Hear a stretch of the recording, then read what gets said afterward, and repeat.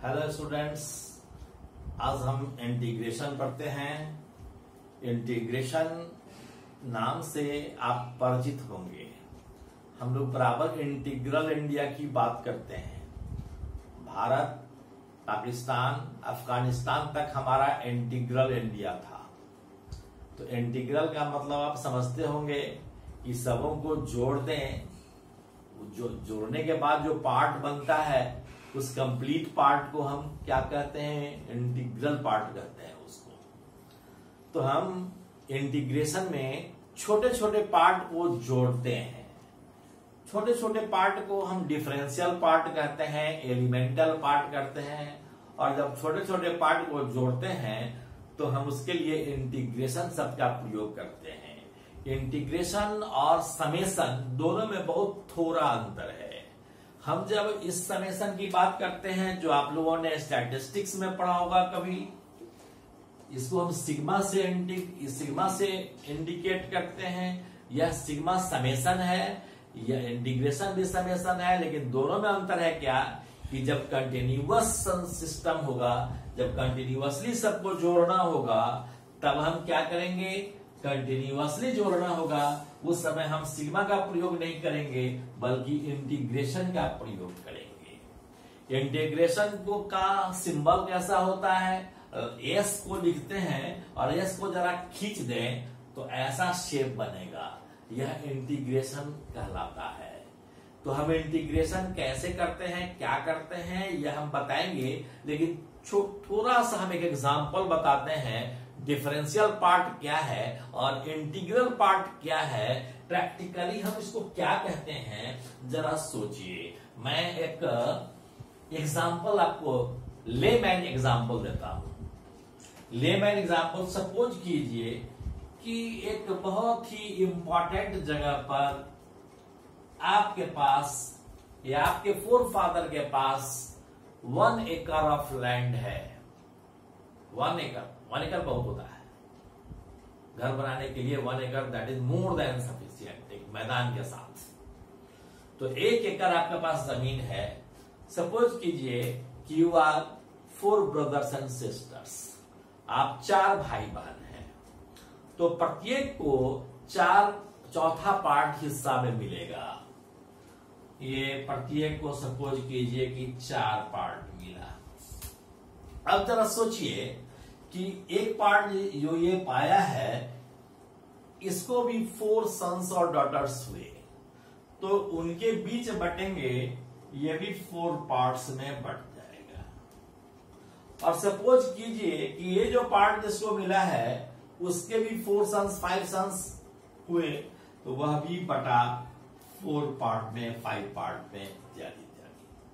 अब यदि इस तरह से 50 जनरेशन तक आप आगे बढ़ें तो इसको बांटते चलें, तो बांटते बांटते स्थिति ऐसा आएगा कि अब बांटने की स्थिति ही नहीं रहेगी और उस लैंड के उस छोटे से पार्ट को आप माइक्रोस्कोप से देखना पड़ेगा। और यदि उसको भी बांटा जाए हाइपोथेटिकली, तब एक ऐसी स्थिति आएगी कि माइक्रोस्कोप से भी देखना मुश्किल हो जाएगा। तब आप कहेंगे कि आई हैव नो लैंड, हमारे पास कोई लैंड नहीं है। लेकिन यदि इस छोटे छोटे पार्ट को फिर जोड़ दिया जाए तो यह लैंड तो कहीं गया नहीं है, यह जमीन का टुकड़ा 1 एकड़ का वही है। तो यदि सभी छोटे छोटे पार्ट को, जिसको आप देख भी नहीं सकते थे, अगर जोड़ दें तो यह पूरा का पूरा 1 एकड़ जमीन है। तो यह छोटे से पार्ट जिसको हम देखते भी नहीं है, अगर एरिया है तो हम उस एरिया को कहते हैं डेल्टा ए टेंड्स टू 0। यदि वह लंबाई है तो डेल्टा एक्स टेंड्स टू 0, यानी 0 के बहुत पास है। तो डिफरेंशियल पार्ट समझ गए होंगे। और यदि सभी छोटे छोटे पार्ट को जोड़ दें तो यह इंटीग्रल पार्ट कहलाता है। अब सपोज कीजिए कि एक कर्व है, यह एक्स एक्सिस है, यह वाई एक्सिस है, और एक कर्व है y is a function of x। मैंने बताया था कि y is a function of x किसको कहते हैं। मैंने कहा था कि यदि x का वैल्यू चेंज करने से y का वैल्यू भी चेंज हो तब हम कहते हैं y is a function of x है। जैसे अगर हम यहां से यहां आ जाएं तो x का वैल्यू अगर चेंज होगा तो y का वैल्यू भी तो इतना चेंज हो गया। यदि x का वैल्यू चेंज होने से y का वैल्यू भी चेंज होता है, तब हम कहते हैं कि y is a function of x। अब हम क्या करते हैं कि सपोज कीजिए कि हम एक एलिमेंटल सरफेस एरिया लेते हैं। हमको मान लीजिए कि यह जो कर्व है y is a function of x, इस ऑर्डिनेट के साथ कितना एरिया बनाता है, हमें यह एरिया पता करना है।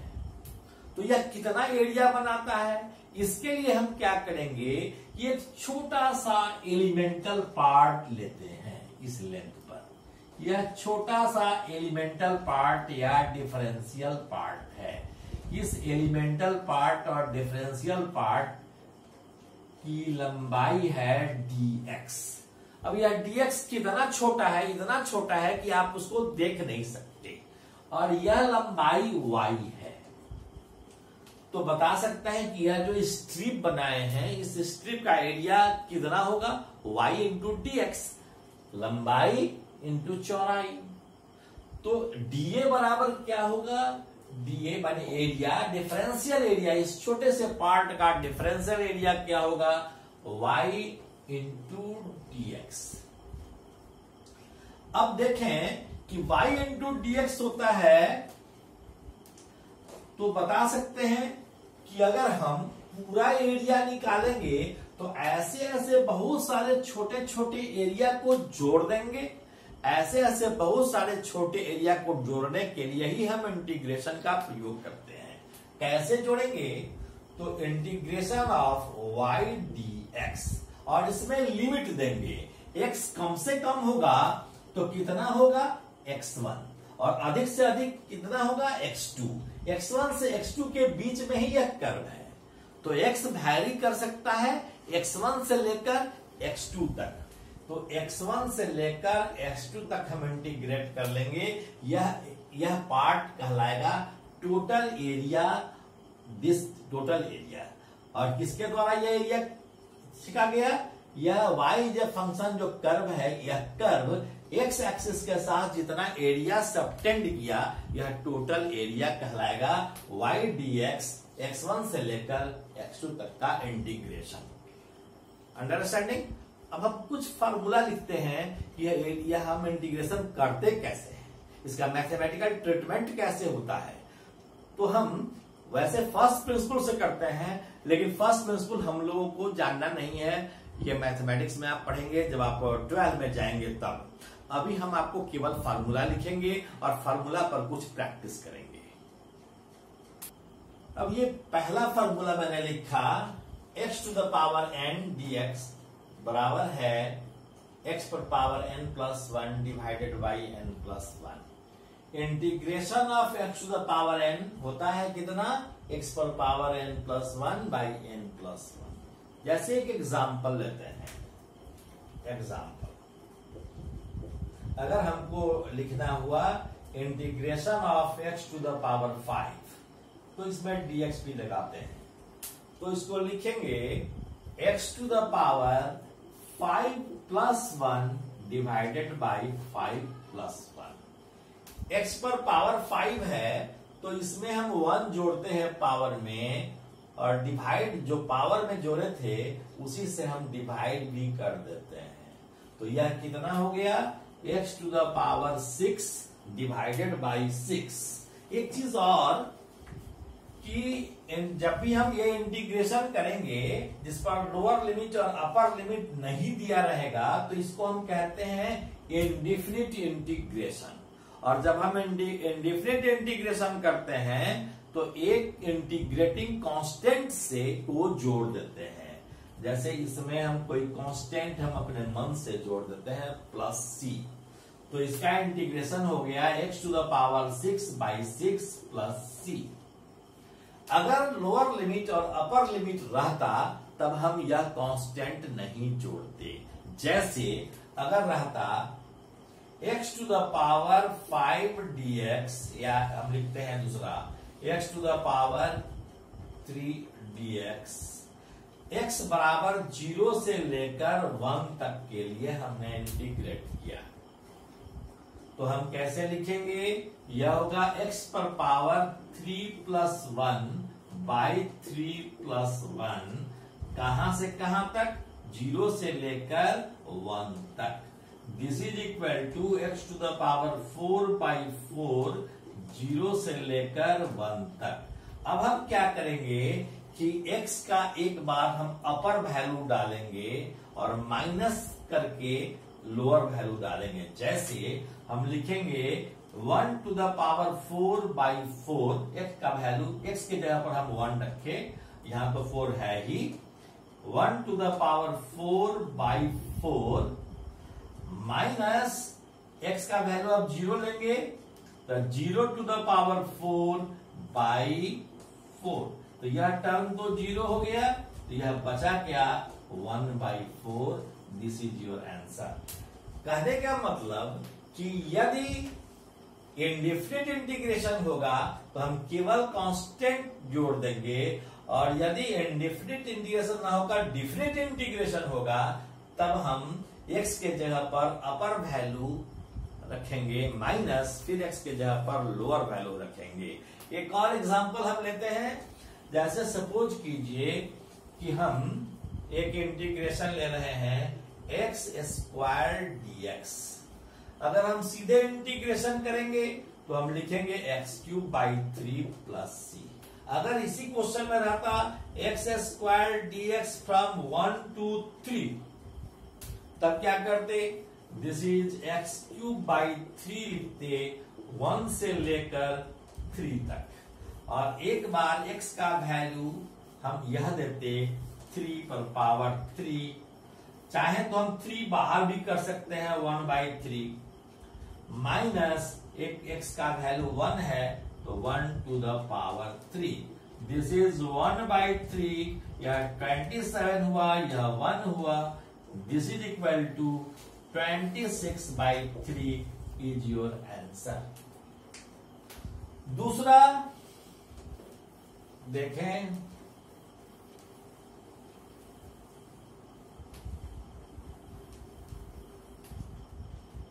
दूसरा इंटीग्रेशन ऑफ, एक प्रॉब्लम ही लेते हैं पहले। प्रॉब्लम